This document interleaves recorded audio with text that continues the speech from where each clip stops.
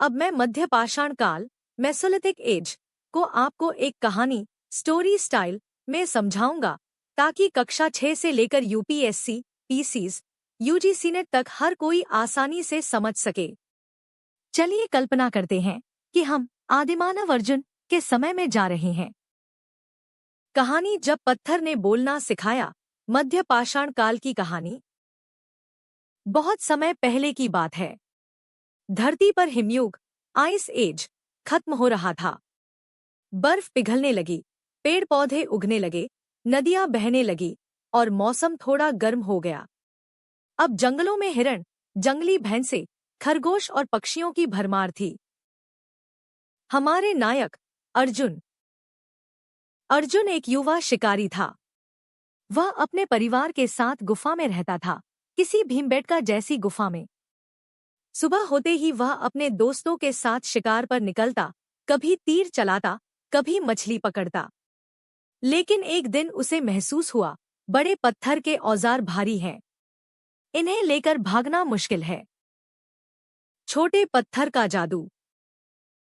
तभी अर्जुन ने सोचा, अगर मैं पत्थर के छोटे टुकड़े बनाऊं, तो इन्हें लकड़ी पर बांधकर भाला या तीर बना सकता हूं। उसने सूक्ष्म पत्थर के औजार माइक्रोलिथ्स बनाए, छोटे, नुकीले और हल्के। अब शिकार आसान हो गया, हिरण भाग नहीं पाते थे। ये औजार इतने छोटे थे कि आज के वैज्ञानिक इन्हें माइक्रोलिथ्स कहते हैं। झोपड़ी और बस्ती की शुरुआत। धीरे धीरे अर्जुन और उसके साथी सोचने लगे, हर बार नई जगह क्यों जाए? नदी के पास रहेंगे तो मछली, फल और पानी सब मिलेगा। उन्होंने नदी किनारे झोपड़ियां बनानी शुरू की। यहीं से स्थायी निवास की शुरुआत हुई, गांव का जन्म हुआ। कुत्ते, बकरी और खेती की शुरुआत। एक दिन अर्जुन ने देखा कि कुछ बकरियां रोज उनकी झोपड़ी के पास आती हैं। उसने सोचा, अगर मैं इन्हें भगाने की बजाय अपने पास रखूं, तो दूध और मांस दोनों मिलेंगे। बस यहीं से पशुपालन की शुरुआत हुई। इसी बीच उसने देखा कि कुछ बीज जमीन पर गिरे और कुछ दिनों बाद पौधे उग गए। अर्जुन को समझ आया, बीज बोकर भी खाना उगाया जा सकता है, और ऐसे हुई कृषि की शुरुआत। परिवार और समाज। अब लोग परिवार के साथ रहने लगे। स्त्रियां फल संग्रह, बच्चे पालने और खाना पकाने में मदद करती। पुरुष शिकार करते और झोपड़ी बनाते। इस तरह छोटे छोटे कबीले, ट्राइब्स बन गए। समाज का आरंभ हुआ। कला का जन्म। शाम को जब सब लौटते, तो अर्जुन गुफा की दीवारों पर अपने अनुभव चित्रों के रूप में उकेरता। शिकार करते लोग, नाचते समूह, जानवरों के झुंड। वो चित्र आज भी भीमबेटका की गुफाओं में हमें दिखते हैं। रंग वो मिट्टी, पत्तों और जानवरों के खून से बनाता था। लाल, पीला, सफेद रंग सबसे आम थे। मृतकों के संस्कार। जब किसी व्यक्ति की मृत्यु होती, तो अर्जुन और उसके लोग उसे गुफा के पास दफनाते और साथ में पत्थर के औजार, भोजन और मोती भी रखते, क्योंकि उन्हें विश्वास था मृत व्यक्ति फिर किसी और दुनिया में जाएगा। यह धार्मिक आस्था और परलोक विश्वास का पहला संकेत था। प्रकृति से रिश्ता। अर्जुन और उसके लोग प्रकृति को मां मानते थे। वो सूरज, चांद, पानी, हवा और पेड़ों की पूजा करते, क्योंकि यही उनके जीवन का आधार थे। बदलती सोच, नया युग आने वाला था। अब अर्जुन केवल शिकार नहीं करता था, वह सोचने लगा था, योजना बनाने लगा था। वह अब जानवर पालता था, बीज बोता था, गांव बनाता था और चित्र बनाता था। उसका पत्थर का युग अब सभ्यता की ओर बढ़ने लगा था। और यही युग कहलाया मध्य पाषाण काल, मेसोलिथिक एज। पुराने बड़े औजार छोटे सूक्ष्म औजार बने। घुमंतू जीवन, स्थायी निवास की शुरुआत। शिकार संग्रह, खेती, पशुपालन। गुफा में रहना, झोपड़ियां और गांव। भय और अंधविश्वास, धर्म और संस्कृति का जन्म। Scroll, moral of the story. मध्य पाषाण काल वह समय था जब मानव ने जीना सीख लिया। उसने पत्थर को औजार बनाया, प्रकृति को समझा, कला में भाव डाला और समाज की नींव रखी। यही युग आगे चलकर नवपाषाण युग, न्योलिथिक एज बना, जहां सभ्यता और संस्कृति का विकास हुआ। यहाँ मध्य पाषाण काल, मेसोलिथिक एज की विस्तृत, सुव्यवस्थित और परीक्षाउपयोगी जानकारी दी जा रही है, जो UPSC, PCS, UGC NET, SSC, BA और एमए सभी स्तरों की परीक्षा में सहायक है। मध्य पाषाण काल, मेसोलिथिक एज, विस्तृत अध्ययन। 1. परिभाषा एवं कालावधि। अर्थ: मेसो, मेसोस, मध्य, लिथिक, लिथोस, पत्थर। मध्य पाषाण काल का अर्थ है पुरापाषाण, ओल्ड स्टोन एज, और नवपाषाण, न्यू स्टोन एज के बीच का संक्रमण काल। कालावधि: लगभग 9000 ईपू 4000 ईपू। भारत में कुछ स्थानों पर 10,000 ईपू तक भी माना जाता है। यह काल शिकार एवं संग्रहण, अर्थव्यवस्था से कृषि व पशुपालन की शुरुआत तक का परिवर्तन काल है। 2. प्रमुख विशेषताएं। विषय, विवरण। औजार: छोटे आकार के पत्थर के औजार जिन्हें माइक्रोलिथ्स, सूक्ष्म उपकरण कहा जाता है, जैसे ब्लेड, स्क्रेपर, बुरिन, तीर, भाले आदि। कच्चा माल: chert, chert, jasper, jasper, quartz, quartz, flint, flint जैसे कठोर पत्थरों से निर्मित।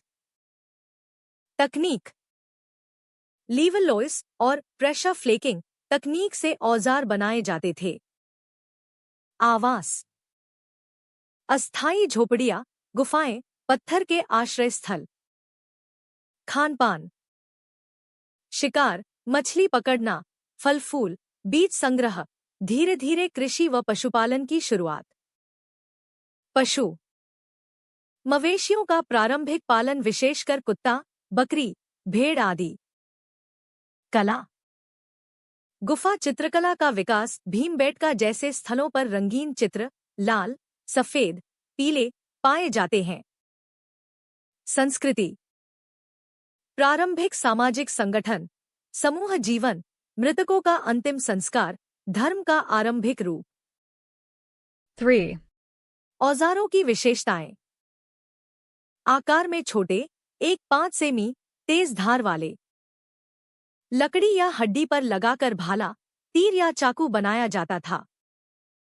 औजारों के प्रमुख प्रकार: ब्लेड काटने के लिए, बुरिन नक्काशी के लिए, स्क्रेपर खाल साफ करने हेतु, माइक्रो ब्लेड सूक्ष्म कार्यों हेतु, सुई और हड्डी के औजार वस्त्र बनाने में प्रयुक्त।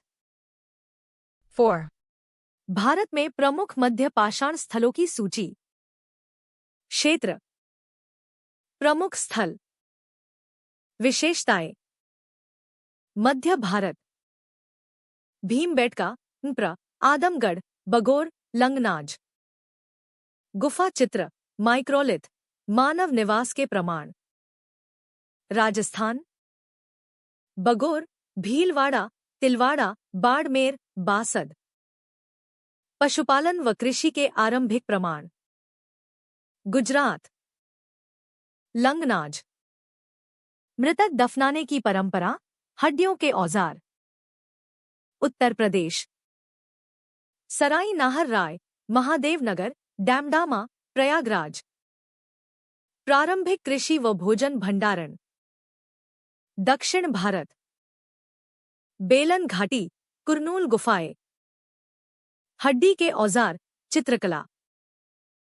पूर्वी भारत: मयूरभंज, ओडिशा। सूक्ष्म औजारों के अवशेष। कश्मीर: बुरज़होम। भूमिगत घर, हड्डियों के औजार, पशुपालन। 5. सामाजिक जीवन। परिवार आधारित छोटे समूह या कबीले। पुरुष शिकार, स्त्रियां फल संग्रह व बाल पालन। मृतकों को दफनाने की परंपरा, बेरियल प्रैक्टिस। सामाजिक विभाजन का आरंभिक रूप। 6. धार्मिक एवं सांस्कृतिक जीवन। प्राकृतिक शक्तियों की पूजा, सूर्य, चंद्र, वर्षा आदि। गुफा चित्रों में धार्मिक और शिकार दृश्य। मृतकों के साथ वस्तुएं दफनाने की परंपरा, परलोक विश्वास का संकेत। 7. कला एवं गुफा चित्रकला। सबसे प्रसिद्ध स्थल भीमबेटका। रंग लाल, पीला, सफेद, मुख्यतः लौह अयस्क के प्राकृतिक रंगों से। विषय शिकार, नृत्य, युद्ध, पशु आदि। यह चित्र सांकेतिक भाषा और आस्थाओं के प्रारंभिक रूप को दर्शाते हैं। 8. अर्थव्यवस्था। आजीविका, शिकार, मछली पकड़ना, फल संग्रह। कृषि का आरंभ, कुछ स्थलों बेलन घाटी, बगोर पर गेहूं जौ की खेती के प्रारंभिक प्रमाण। पशुपालन, कुत्ता, भेड़, बकरी, गाय के पालतू बनाए जाने के साक्ष्य।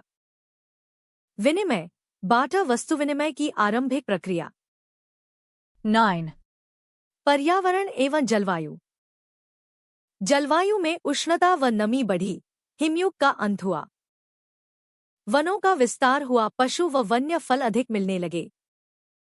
मानव ने पर्यावरण के अनुसार अपने उपकरण, भोजन और आवास बदले। 10. मध्य पाषाण काल का महत्व। संक्रमण काल, पुरापाषाण से नवपाषाण के बीच का जोड़।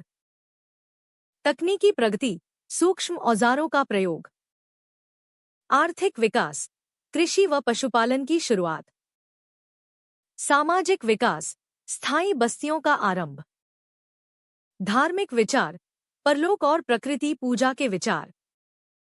कला, भीमबेटका जैसी विश्व प्रसिद्ध गुफा चित्रकला। 11. अन्य नाम माइक्रोलिथिक कल्चर, सूक्ष्म औजार संस्कृति। लेट स्टोन एज, उत्तर पाषाण युग। 12. भारत में मध्य पाषाण संस्कृति के प्रमुख क्षेत्र। संक्षेप सारणी। क्षेत्र प्रमुख स्थल विशेषता। मध्य प्रदेश भीमबेटका, आदमगढ़ गुफा चित्र। राजस्थान बगोर, तिलवाड़ा पशुपालन, प्रारंभिक कृषि। गुजरात लंगनाज मृतक दफन संस्कार। उत्तर प्रदेश बेलन घाटी, सराई नाहर राय, गेहूं जौ के बीज। कश्मीर बुरजहोम भूमिगत आवास। दक्षिण भारत कुरनूल, बेल्लारी हड्डी औजार, गुफा जीवन। 13. निष्कर्ष। मध्य पाषाण काल भारतीय मानव सभ्यता के विकास का वह युग है जब मनुष्य ने केवल जीवित रहने से आगे बढ़कर विचार, कला, तकनीक और समाज निर्माण की दिशा में कदम बढ़ाया। यह काल सभ्यता की नींव रखता है, जहां से मानव कृषि, ग्राम और संस्कृति की ओर अग्रसर हुआ। यूपीएससी पीसीज नेट के लिए मुख्य तथ्य, क्विक रिवीजन पॉइंट्स। मध्य पाषाण काल की शुरुआत लगभग 9000 ईपू। औजार माइक्रोलिथ्स, सूक्ष्म औजार। प्रमुख स्थल भीमबेटका, बगोर, लंगनाज, बेलन घाटी, बुरजहोम। गुफा चित्रकला Bhimbetka, UNESCO world heritage site. मृतक दफनाने की परंपरा लंगनाज व बुरजहोम। कृषि के आरंभिक प्रमाण बगोर व बेलन घाटी। पशुपालन का प्रारंभ कुत्ता, भेड़, बकरी। यह काल पुरापाषाण और नवपाषाण के बीच का संक्रमण काल। Please like, subscribe and comment.